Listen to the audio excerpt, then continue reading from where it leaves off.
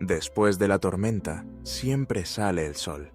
Así es como nos sentíamos todos por fin, como si la vida hubiera encontrado un pulso nuevo, más suave, como si aquello que nos había costado tanto superar fuera ahora el abono fértil de una amistad más fuerte. Leo sonreía de verdad, no esa mueca tensa de otros días, sino con los ojos, con el cuerpo entero. Sofía, siempre tan atenta, le preparaba el desayuno en su pequeño apartamento, bromeando sobre el café aguado y los huevos revueltos. Chen y Leo, concentrados en los apuntes, convertían el sofá en un campo de batalla intelectual y, a veces, de risas compartidas. Lars, con su guitarra, marcaba el ritmo de las tardes en la terraza, todos juntos, desafinados pero en armonía. Parecíamos invencibles, una familia elegida que había aprendido a confiar, a sostenerse, a celebrar los días buenos y sobrevivir a los malos. Vivíamos en esa nueva normalidad, una rutina de pequeños actos de cuidado, de palabras que tejían seguridad, de miradas que decían: «Te entiendo, te cubro, te sostengo». La banda era ahora más que amigos, era red de seguridad, refugio, hogar. Y aunque nadie lo decía en voz alta, todos teníamos la certeza de que, por fin, habíamos encontrado algo que no sabíamos que buscábamos. Pero a veces, las pruebas más difíciles no vienen de fuera, sino de dentro. La grieta más profunda no la abre el enemigo, sino la duda. Y la duda, como una semilla, puede anidar incluso en los corazones más cálidos, germinar en el silencio, crecer en las sombras. Fue durante la venta de garaje benéfica de Lars que todo empezó a torcerse. La casa de Lars era un museo de lo olvidado. Entre cajas de libros polvorientos y adornos de cerámica que nadie recordaba, apareció una cámara fotográfica antigua, de esas que parecen sacadas de otro siglo. Era cara, hermosa, una pieza de colección. Lars bromeó diciendo que su padre ni siquiera recordaba tenerla, y que, si la vendíamos, el dinero podría ir al fondo para ayudar a Leo con los libros. Leo, abrumado, intentó rechazar el gesto, pero todos insistimos. Era una buena causa, una oportunidad de sumar entre todos. La cámara quedó sobre la mesa, mientras íbamos y veníamos con cajas, clasificando, riendo, regateando con los compradores que se acercaban curiosos. En un momento, Leo quedó solo, admirando el aparato con ese respeto reverencial que solo tienen quienes saben lo que cuesta cada cosa. Fue entonces cuando Javier apareció. Javier, el mismo de antes, el que había sido una sombra venenosa en nuestra historia, se detuvo al ver la cámara. Se acercó con su habitual arrogancia, lanzando una burla hiriente a Leo, recordándole su pasado en la calle, su pobreza, como si la dignidad se pudiera medir en monedas. Leo aguantó el golpe, apretó los puños, se tragó la rabia y el dolor. Javier se marchó riendo, dejando tras de sí una nube de malicia invisible. Las horas pasaron. La venta fue un éxito. Entre todos recogimos el dinero, guardamos los objetos no vendidos, compartimos una última ronda de bromas, hasta que Lars, de repente, se quedó pálido. La cámara ya no estaba. Buscamos entre las cajas, revisamos cada rincón, preguntamos a todos los presentes. Nada. La cámara había desaparecido. El silencio que cayó fue tan pesado como una lápida. Nadie dijo nada, pero todos evitaban mirar a Leo. Él lo notó. Notó el cambio en el aire, la distancia súbita, la sospecha oculta en los ojos de sus amigos. Leo intentó romper el hechizo. Dijo, casi gritando, que él no la había tomado, que jamás les robaría, que su amistad valía más que cualquier cosa material. Sofía saltó enseguida, intentando cubrir la herida con una sonrisa forzada, asegurando que nadie pensaba eso, que debía haber una explicación. Pero la semilla de la duda ya estaba plantada. Durante los días siguientes, esa semilla creció. Cada uno de nosotros, en silencio, libró su propia batalla interna. Chen, siempre tan lógico, no pudo evitar hacer cálculos mentales. ¿Cuánto necesitaba Leo para el semestre?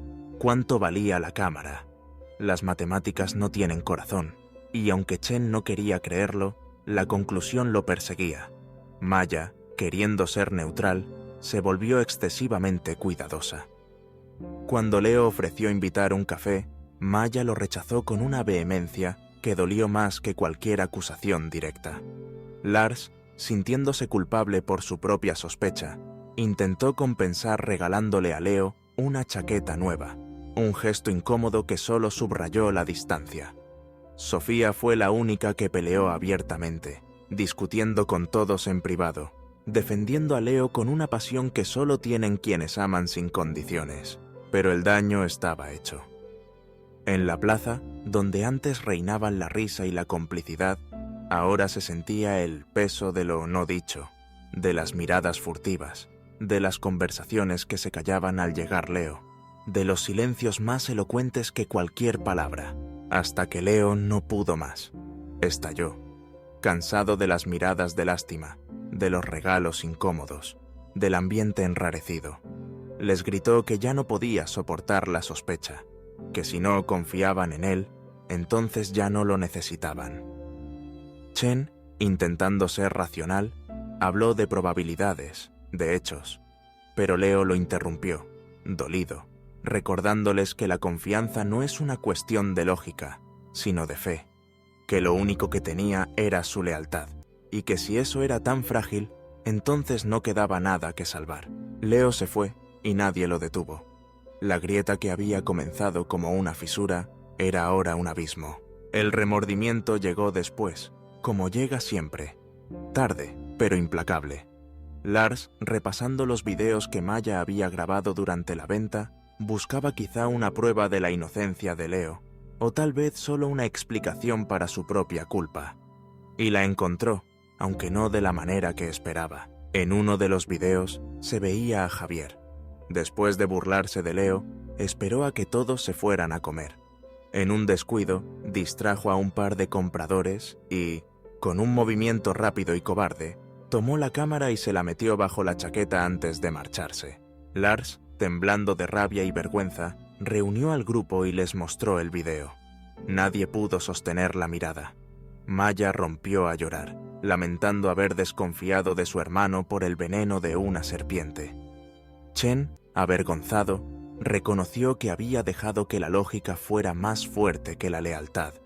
Sofía, con lágrimas de furia, gritó lo que todos pensábamos, que Leo era el pilar del grupo, que jamás Yitzhak Tata debieron dudar de él, que lo habían traicionado de la peor manera. No había tiempo para lamentos. Teníamos que reparar el daño, aunque sabíamos que el daño ya estaba hecho. Fuimos a buscar a Javier. Lo enfrentamos con la prueba irrefutable. Javier, acorralado, devolvió la cámara con desprecio, lanzando una última puñalada. Que solo éramos un grupo de necesitados, que nuestra amistad era una farsa, que solo nos usábamos unos a otros como muletas. Pero ya no nos importaba su veneno.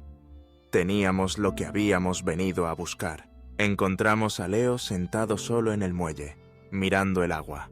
Se notaba pequeño, roto, como si todo el peso del mundo le hubiera caído encima.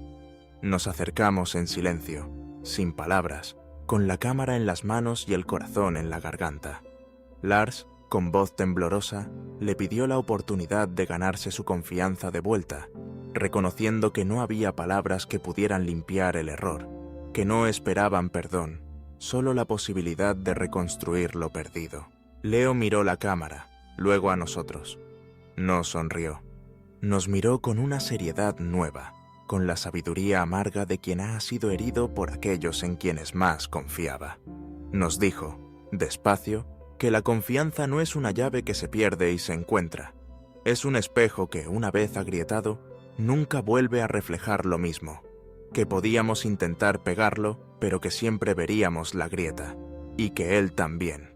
Hubo un momento de silencio.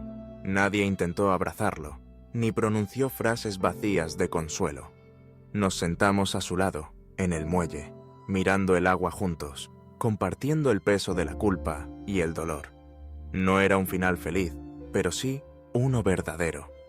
Porque entendimos que la amistad no es solo celebrar los triunfos, sino sobrevivir a los fracasos, que el perdón no es un borrón y cuenta nueva, sino la decisión valiente y dolorosa de escribir una nueva página juntos, sabiendo que la anterior siempre estará ahí. La música sonó suave, melancólica, pero no derrotada. Un hilo de esperanza se insinuaba en las notas, como si la herida pudiera algún día sanar, aunque la cicatriz quedara para siempre. Así aprendimos que la confianza es el espejo del alma, que, cuando se quiebra, nunca vuelve a ser igual. Es fácil construir la confianza cuando todo va bien, cuando nadie la pone a prueba. Pero cuando la duda entra, cuando la sospecha germina y crece, hace falta un valor aún mayor para reparar lo roto. Hace falta humildad para reconocer el error, coraje para pedir una segunda oportunidad y paciencia para aceptar que el reflejo nunca será el mismo. Pero a veces, lo más valioso no es volver a vernos perfectos en ese espejo, sino aprender a amar nuestras grietas, a recordar que, si seguimos juntos, es porque elegimos reconstruir, porque el intento vale la pena. ¿Y tú? ¿Alguna vez una sospecha injusta dañó una relación en tu vida? ¿Cómo lo reparaste? ¿Pudiste mirar de nuevo a los ojos, ver la grieta y seguir adelante? Quizás la respuesta esté en ese muelle, en ese silencioso acuerdo de seguir, aunque todo haya cambiado. Porque la verdadera amistad no es la que nunca se rompe, sino la que, tras romperse, decide volver a intentarlo. La vida, a veces, pone a prueba incluso los lazos más fuertes. El grupo lo había aprendido de la forma más dolorosa. En la herida de Leo, todos habíamos visto nuestra propia fragilidad. Nadie está a salvo de la duda.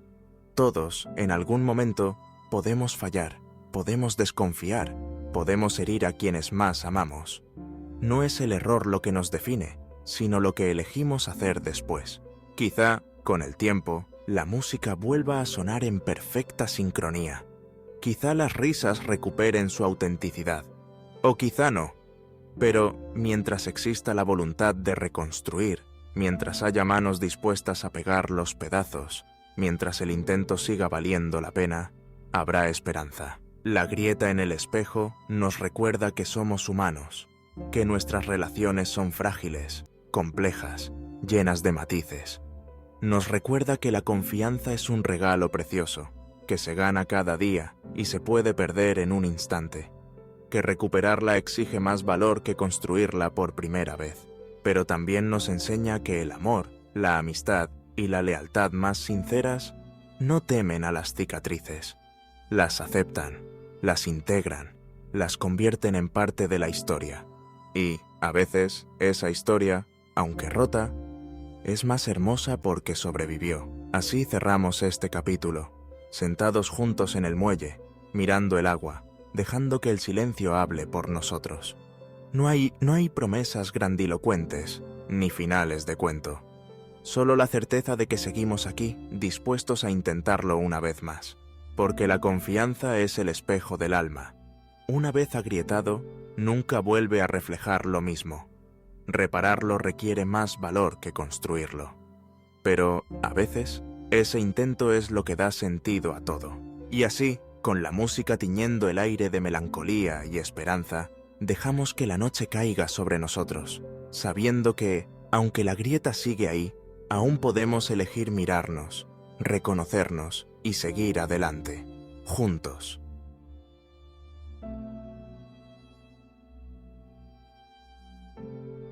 Continuará.